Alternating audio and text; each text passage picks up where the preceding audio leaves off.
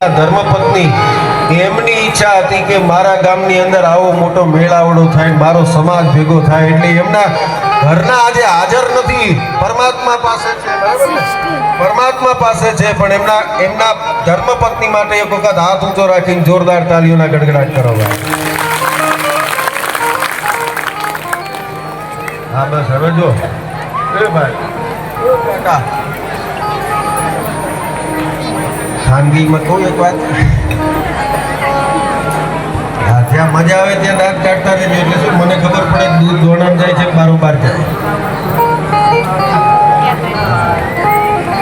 બે ચાર વખત કીધું, મેં કીધું તાલી વગાડજો, તાલી વગાડજો, તાલી વગાડજો.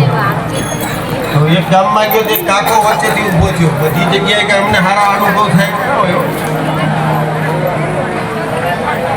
બધી જગ્યાએ સારા અનુભવ થાય એમ ન હોય. બે વખત મેં કીધું તાલી વગાડજો, તાલી વગાડજો, તો વચ્ચેથી એક કાકો ઊભો થયો.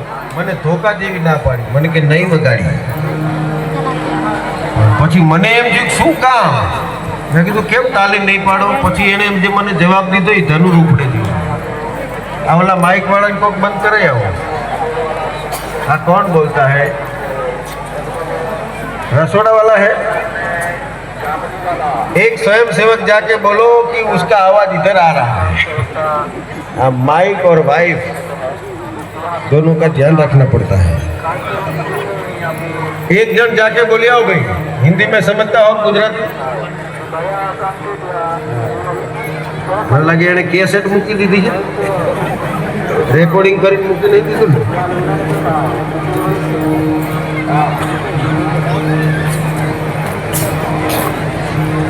જોરદાર તાકાત છે, જો બંધ કરાવી દીધું.